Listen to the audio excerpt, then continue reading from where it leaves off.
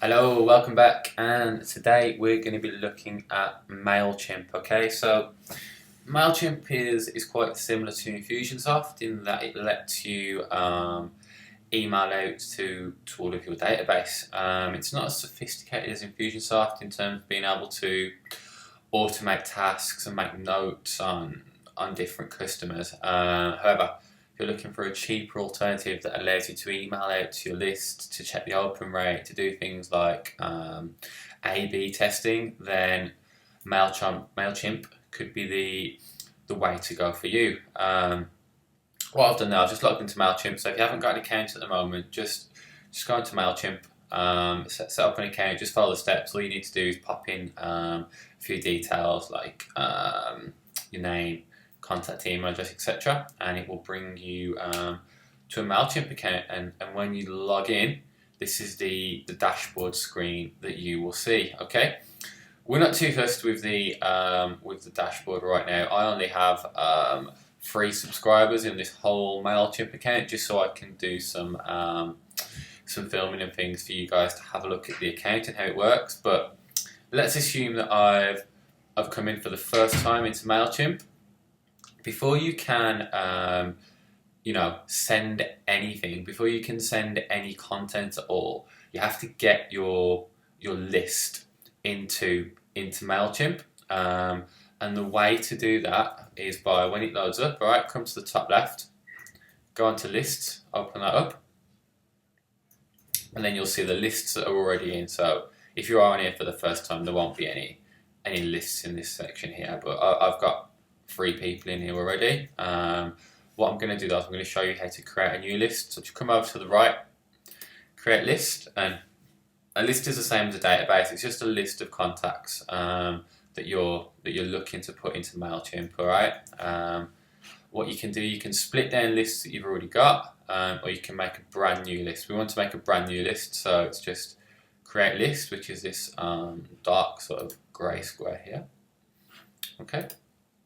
And then it'll bring up this menu. So you need to give it a name. So let's call it filming test list. Okay, that's just the name of the list. So that's what it'll be displayed as on your system. So you know which list is this. Make sure you give them names that you understand and that you can remember. The email address that they'll be able to apply to. So reply to. So when you send them an email, this is where they're going to be replying to. So if you do want it going through to inquiry at rather than your personal email, or if you've got a webmaster at type address, put that in here, because when they reply, that's where the traffic is going to go. Maybe you do want it going to your personal email because you don't want to miss out on any correspondence from your customer list. But if it is a huge list and you're going to be flooded with emails, might be better to send them to an inquiry to, or something like that, where you can manage the inquiries a little bit more easily.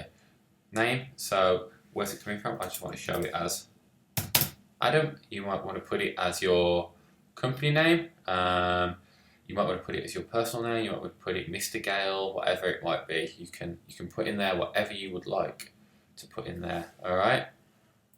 Remind people how they joined up for your list. Okay, so you need to tell people here why they're on your list, so they don't see your content as being spam. It will tell them how they got onto the list. So if it's the case that you sign up for our free report on I don't know, wedding dresses, for example. Okay, whatever it is, however they found out about you. If it was they signed up at a trade show, they came to speak to you, they filled in a form on your website, whatever it might be, pop it in there. Make it specific, because sometimes people do forget all the things that they filled in. So pop it in there. Okay, you have the contact details already pre-populated from when you register for the account. If you do want to change them, you can do just by clicking on to edit. We don't need to at the moment, so we'll carry on through.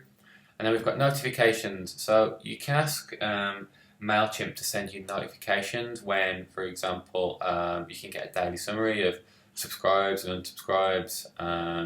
You can get them come through one by one. So every time someone unsubscribes, you'll get a notification. You can get them, as they happen. What I'd probably do is get a summary. Every time someone unsubscribes, you don't really want an email coming through, and it can clutter up your inbox quite a lot. So click on save. And then what you can do here, you can import subscribers, or you can create a sign up form to get started. Alright, so if you import subscribers, what you're doing here is you're just choosing a CSV file and importing them in. So, all you're doing is getting a CSV file just as an attachment, and you're going to add them in. So if you did want to go over a CSV file, click on next at the bottom there, and it'll just be like a normal attachment. So just browse the PC, find a CSV file and add it in, essentially. Very, very easy. I'm not, however, going to do that. What I'm going to do is I'm going to go back one, and you can also copy and paste. So if you do have a list that's an Excel, and rather than attaching it, you want to do it as a copy and paste, you can do it as a copy and paste. Same principle. Just go to next and copy and paste in your contacts. So click on next. I'll just show you. So if I already had them sort of all ready and good to go, they're just going like this. So it could be Adam.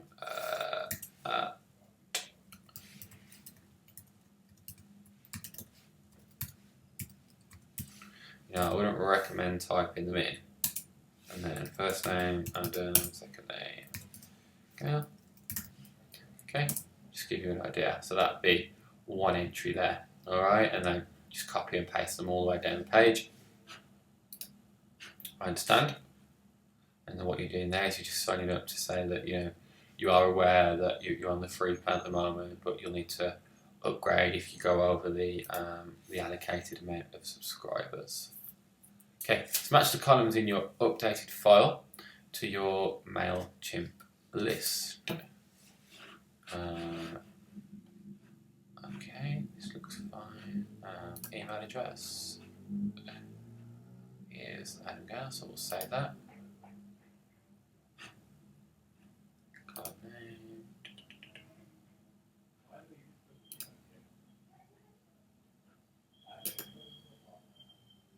Okay, so I've got Adam Gale as a name, and I've got the email address as the email address. I'll try and edit this slightly.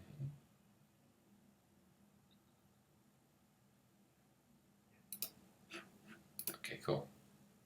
That's fine. We'll go on next again. If you want to split it out on there, split it so that you've got the first name and second name as separate, you can do. Just when you paste it in, make sure you've got more of a gap between the two different names, and you'll be able to split the first name and the second name. Okay. So what you're saying here is, how did the people, how did they get in here? Did they subscribe? Are they people who have not yet subscribed? So they're cold leads that you're importing into MailChimp without the person's permission. If you click on unsubscribe, you will get some problems, and it will be difficult for you to set up. Clean addresses have bounced too many times. Have been removed from the list. All right. So we're getting a subscribe list. All right. So import. There we go. Alright, that's my list finished. Filming test one. So filming test list is now my list. There's my one contact that I've put in. Obviously, if you guys put in more contacts, you'll go all the way down the page. And that is how you add in a contact. Alright.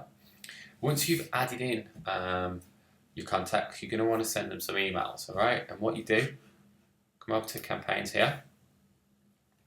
Okay, and then what we can do is we're going to create a new campaign, because it's the first time I'm going out to this list. So click on create campaign, and then I'm going to do a regular campaign. All right, you've got plain text and A/B testing, and an RSS campaign as well. I'd recommend going with a regular campaign. Most people, pretty much all people, can see a regular campaign on their email browser, and it works. It works quite well as a method of communication.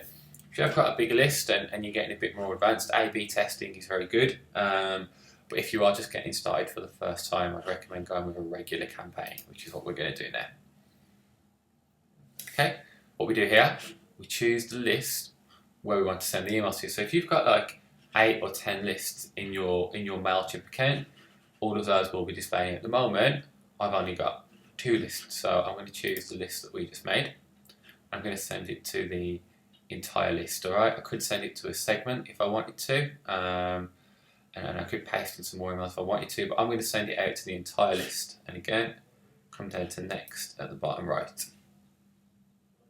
Okay, so name the campaign. So let's call it monthly newsletter.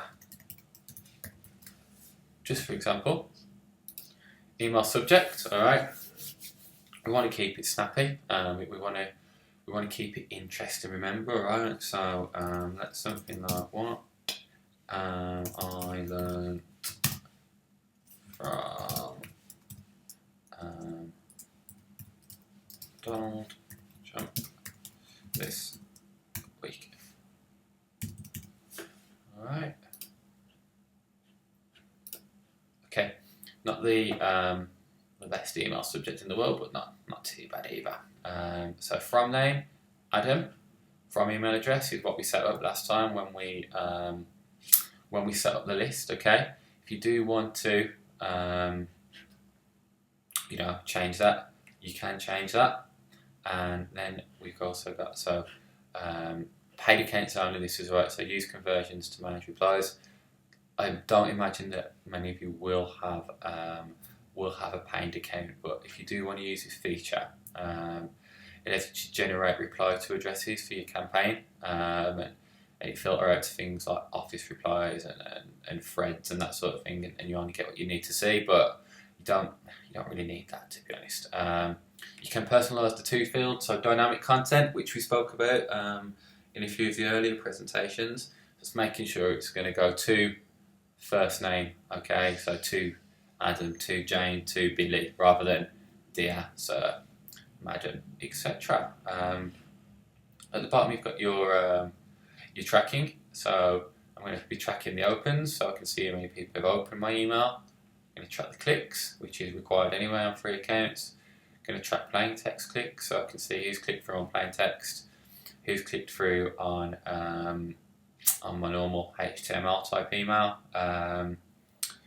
If you have got Google Analytics set up, you can do this as well. Okay, you will need to go into your analytics and make sure it's working and make sure you've got it tested. It's only really worth doing if you've got something like if you're doing like online conversions. So if you've got something like an online shop going on, then it's probably is a good thing to do. If you're just interested in sending out the email and seeing the open rate on the email, we are just getting started off here, so it hasn't got to be all singing and all dancing straight away. And also bear in mind, if you have got another CRM system on your website, so if you've got Infusionsoft on your website, that's going to track anyway for you what the conversions are for the different campaigns. So you might not have to have it set up in MailChimp. You just need to have a look and think about what tracking you need in place to get that data across to you. If you are using analytics as your number one thing of seeing what's happening on your website, then I would recommend sort of getting this set up and clicking on it, and give it a name that you're going to remember, and you'll be able to see that in your analytics later on. Okay, e-commerce 360 link tracking allows you to track visitors to your website from your MailChimp campaigns, capture information and pass information back to MailChimp. Then you can view purchase details, conversions and total sales on the reports page. Okay, it's worth putting on. And you've also got this one. Okay, we don't tend to use that so much. click-tail link tracking, it does give you more insight into what people are doing on your website. However, you do need to speak to your web developer and make sure you've got click-tail set up on the website, because if you haven't, then it won't work for you. Social media, so you can send it out on Facebook and social media if you've got it linked up. We haven't at the moment on this test account. I personally wouldn't be broadcasting a whole email on Twitter or Facebook. I'd be doing that as a separate tweet and personalising that content and making it a little bit more appropriate for that audience on social media. But if you did want to do that, it is an option there. But I think don't get too distracted. Focus on what you're trying to do. Focus on having a good, well thought out email with a good headline that's going out to the right market with the right message for you. Okay, don't get bogged down with too much sort of singing and dancing, tracking and links and analytics. All right, as long as you can see the open rate on the email, and if you've got a way of tracking conversions, if you're looking to make a sale on the back, then that's what you need set up. Bear in mind, it will get difficult if you're sending out an email, for example, and you're asking for somebody to give you a call, or you're sending them to your web page where you've got the phone number there. All right, it's going to be very difficult to track if it was this particular email that triggered off that phone call. We're getting into some real sophisticated things like having tracking numbers set up on your phones, but to set up a tracking number for every single email that you send out is going to be very costly, and it's also going to be quite an administrative exercise, checking all those phone numbers every week or every day, whatever it might be. So personally, I'd go with a setup that looks like this, and then I'll be going next at the bottom. Oh, done something wrong. Right, okay, I haven't got my domain verified. If I change it, I think it should work. Hopefully this will solve it. When you set up your account, guys, that'll be taken care of for you. There we go. Okay, so then it'll bring me through here, and I can choose a basic template if I want one. If I've got any saved templates, I can also choose those. So let's say this is a newsletter that I'm sending out today, so something like this, for example, might work well.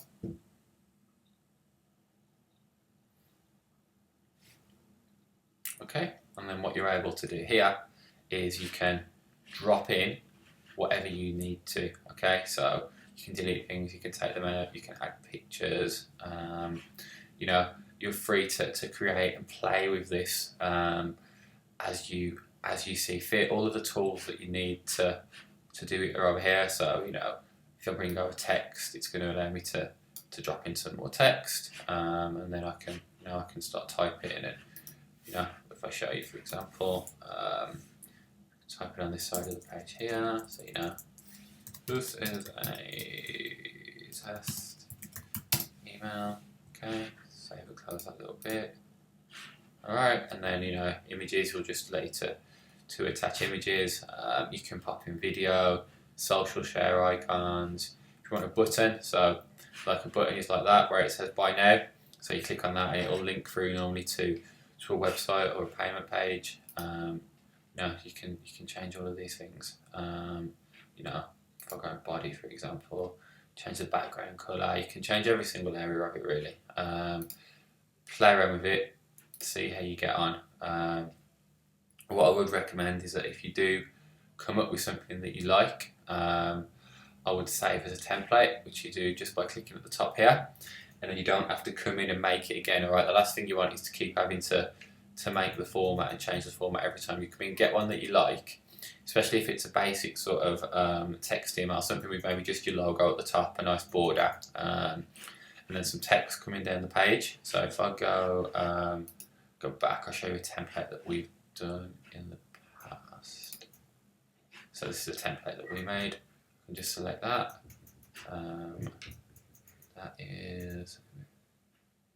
That's fine. Change template. Okay, and that's my template there. All right, and that's already saved and that's already done. it's there and it's ready to go out. The only thing to bear in mind is that you can't then go in and change the text. Alright, it's set up. When you set the template, you're also setting the text as well. But it's quite a nice template, nice little logo at the top. First name, that's all formatted. And I put my text in there and whatnot. So when we're happy with the template and what we want to send, we go next. Okay. And then we'll see, we're nearly ready to send. Don't have any social cards. That's because I haven't put them on the Facebook and Twitter sharing, because I just haven't chosen to put them on. We've used them in the past and we've not seen great results. If you want to use them and test them and see if they work for you, of course, that's just having like a Facebook or Twitter or whatnot to share the email. And footer automatically included. I think that should be fine. You do need to have a footer on the email where you have an option to unsubscribe. That's basically that's the law, because you are spamming people and sending stuff they don't want to receive. They need to have a way that they can unsubscribe. So once you're ready, click on send at the bottom right, and when you're good to go, send now. And that's it. Campaign's gone. It's sent out. It's easy as that. Okay, so just to summarise, don't get too carried away with the tracking and the analytics. Get your list in there. Get it set up. Stick to the basics first. So just getting emails out to a list is all you want to do at first. Then you can look at creating some things that are more complicated, like A and B split testing, maybe more fancy, different templates. But that's a good starting point. Have a play around with it. As you have a go, you will pick up more things. If you do need any extra help or support, as always, please get in touch with us. I hope you enjoyed watching, and I'll speak to you again very soon.